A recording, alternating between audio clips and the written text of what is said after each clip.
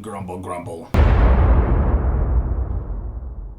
Hey everyone, Grumpy Meeple here, back once again with more Shadows of Brimstone, Gates of Valhalla, Valley of the Serpent Kings, Kickstarter coverage. This time we are looking at one of the enemy packs that comes in the set, the Crimson Hand Dark Acolytes. The Order of the Crimson Hand has a long and rich history of seeking out ancient relics and sinister offerings to unlock forbidden lore and the power of dark gods. These acolytes of occult knowledge have devoted themselves to unlocking the secrets of these twisted and dark magics, carrying scrolls written in tainted blood and runic amulets imbued with chaotic potential. The Dark Acolytes of the Crimson Hand set up wicked altars and lead depraved rituals to summon ancient creatures and unleash the raw power for their own nefarious good. So this pack comes with new enemies, the Dark Acolytes, fanatical zealots, doing extra damage on their combat hits as they take wounds. They also cast various spells and whatnot, and we'll cover all that on their hero card. You get low, medium, and high threat cards, as well as an epic threat card that includes a Dark Acolyte High Priest.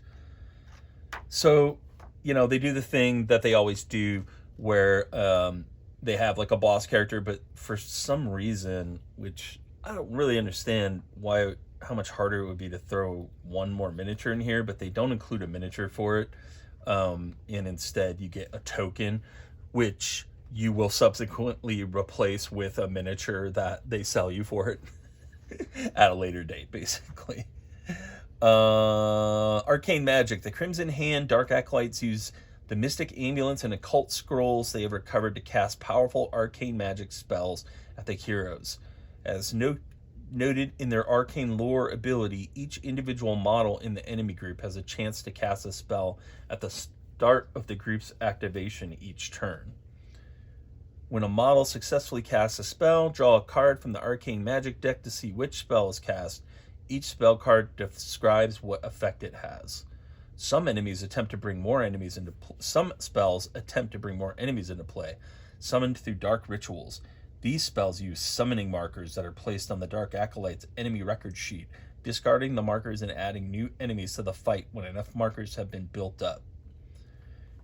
You get the High Priest, powerful leader of the Dark Acolytes, found as part of the Epic Threat card. He's part of the enemy group.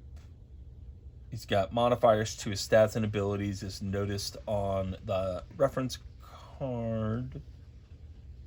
Not sure what reference card they're referring to. Token is provided that can be right. Token is provided that can be placed next to one of the Dark Acolyte models to denote him as the High Priest, or it can be used on its own. And it comes with a mission, which I intend to play through on the channel, maybe even today. So we'll look at that more closely when the time comes.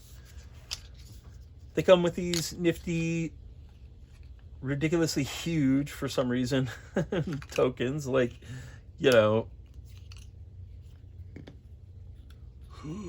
this must be the weapon of the dark god or something. Those are cool. All right. First, let's look at their threat cards, and then we'll look at the rest. All right. So you've got 2 low threat D3 +1 Dark Acolytes. You've got your 2 medium threat cards, P Dark Acolytes, and they get a special note, Elite. If only 3 Dark Acolytes, then they gain a free Elite ability. So if you roll low on the P die, they power up. You've got your High, which are 6 Dark Acolytes and 1 low threat, representing like a summoned minion or something. And then you've got the Epic card, which includes the High Priest, P Dark Acolytes, and 1 threat card.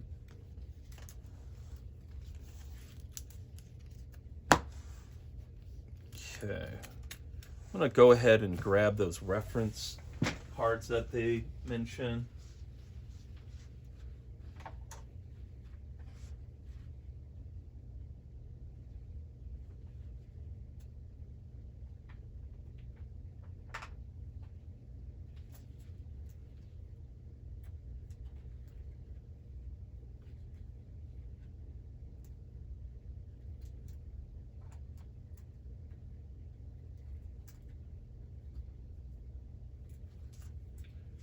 Try to, at least.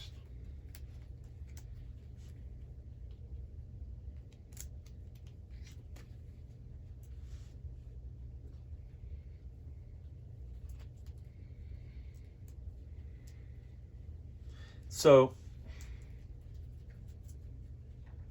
once you start collecting this game, here's what you end up with in terms of reference cards.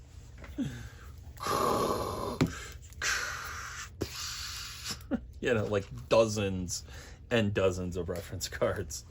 I don't know of a better way to deliver this kind of these kinds of special rules on an individual, like, monster by monster basis, but it does make it very hard to find these things, because right now I have no fucking idea where this guy's reference card, or if it's even in here. I'd love to hear from other people how they organize this stuff too. I just end up having to put them all into a single deck, because you can't like put them with the like what you would like to do is put them with the threat cards or something, but you really can't do that, because the threat cards are spread out throughout your collection, depending on if you're putting them into which game you're putting them into, or with a lot of enemies they have otherworld threat cards, and so you kind of can't just keep them like that. I don't know where the threat cards are. I will have to find those later and maybe update you. Moving on, we've got the arcane magic spells. Cursed Pact. Every model in the spellcaster's enemy group takes 1 wound, ignoring defense and abilities, and gains +2 combat until the end of the turn. Interesting. So this hurts the bad guys, but they get +2 combat. All enemies heal up to 2 wounds each. Wait. Does this apply to all enemies? Every monster in the spellcaster's enemy group. Okay, so just the Dark Acolytes. All enemies heal up to 2 wounds each. For every 3 wounds total healed in this way, every hero takes 1 corruption hit. Yikes, fuck you. Dark Summoning. Add D3 summoning markers to the spellcaster's record sheet. At the end of the turn, if any models from the spellcaster's enemy group is still alive and there are 3 or more summoning markers on the sheet, remove all of them and reveal cards from the low threat deck until a card with keyword demon or undead enemies is revealed. That threat card is played as an ambush, then shuffle the threat discard pile back into the deck. If the spellcaster is brutal, use medium threats instead. Wow. Arcane Energy Bolt. A random hero within range 8 and line of sight to the spellcaster is the target of the following ranged attack. Arcane Energy Bolt, shots 2, damage P, uses the spellcaster's range to hit, ignores defense. There's a couple of those. There's another Dark Summoning. And then there's the Burning Hand. At the end of the turn, 1 random hero that is adjacent to at least 1 model from the spellcaster's enemy group takes 2d6 automatic hits that do 2 damage each, or 4 damage each if the spellcaster is brutal. Oh my god.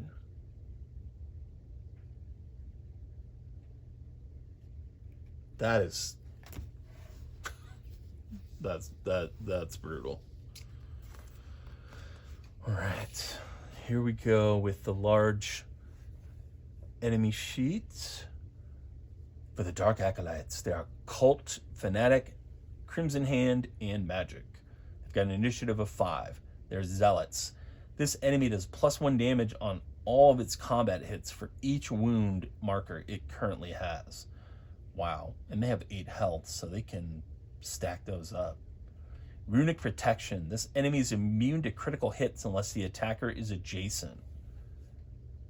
Okay, so they're pulling you into adjacency, which makes that Burning Hand spell a threat. They also have a cover 4+ save against all damage effects caused by spells, explosives, and by attacks that include or are modified by an item with a Darkstone icon. This cover save cannot be ignored. Wow. So you can't just you can't just rough them up from range or with your powerful Darkstone items. And then Arcane Lore. At the start of this enemy group's activation, roll a d6 for each model in the group. On a roll of 4+, draw and play an arcane magic spell cast by that model in addition to its normal attack for the turn. In addition to its normal attack. Whoa. That is brutal.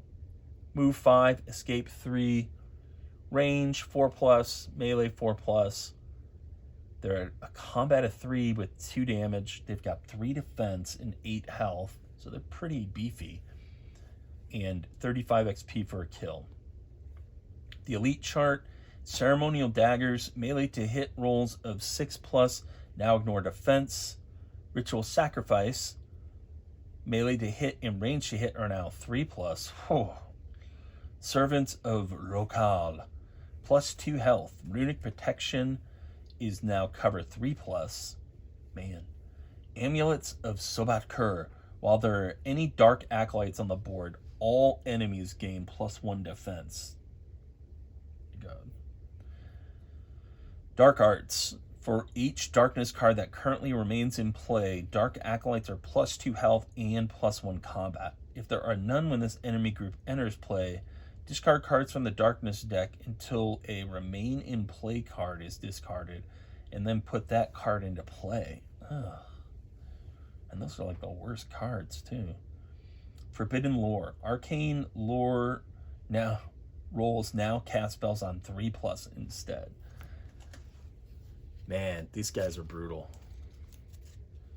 And then you've got the miniature. It comes with 6 models. You've got 2 different sculpts.